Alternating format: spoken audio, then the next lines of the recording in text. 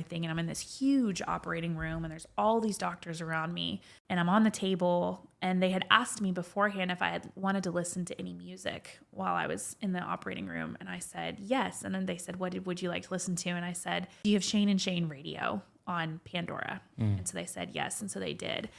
And one of the songs that I had been singing a lot throughout this pregnancy was a song called Sovereign Over Us. And it says, your plans are still to prosper. You have not forgotten us. You're with us in the fire and the flood. You're faithful forever. You're sovereign over us. And again, not so coincidentally, as they're performing this C-section and taking our son out, that song is playing on the radio. And I remember just singing out loud and tears streaming down my face because I knew the Lord was showing me that he was with us in this, that he was there and that he cared. And I remember just worshiping and just feeling his spirit and his presence so strongly. And so they took him out and I very briefly got to see him, and they had to take him away really quickly to the NICU because what we had been told was because he had the most severe form of spina bifida, they were going to have to close his back when he was born to, prevent infection and all of the things. And so we were expecting to be in the hospital for at least a week after he was born. So we had made all the arrangements with family and everyone. They were taking care of our other kids.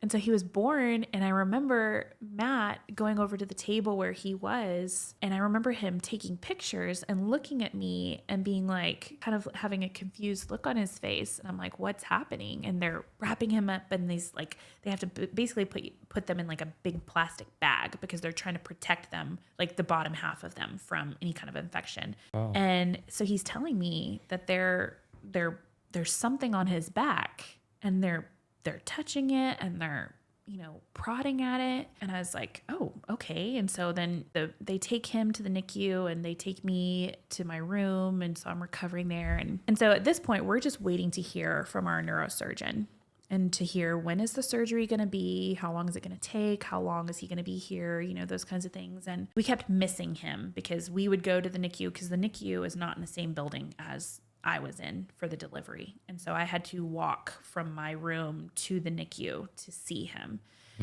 And, just having very intense surgery. Yeah.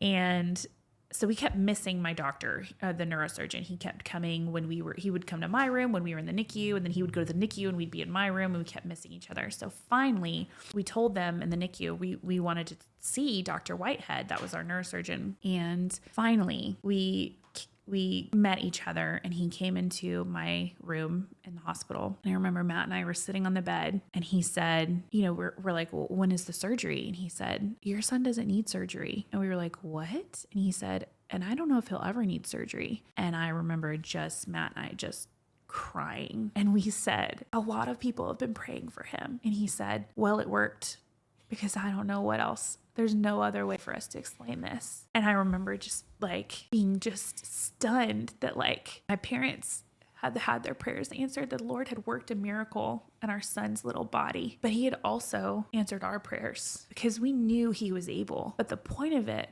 was for us to talk about his faithfulness regardless if he did it or not. And so I believe that because we had shared his story up to this point, the celebration that people felt with us as an answered prayer, because they had been on this journey with us, was the thing that brought God the most glory. Because it said, it's one thing for you to hear a story like that and never know anything that's going on, and then he's born and you say, oh wow, God worked a miracle. And that's wonderful. Of course we celebrate that.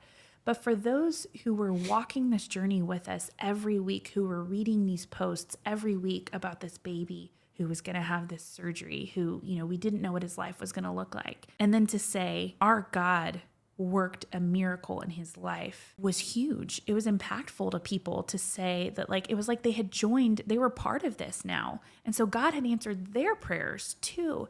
And they had seen his faithfulness because of this.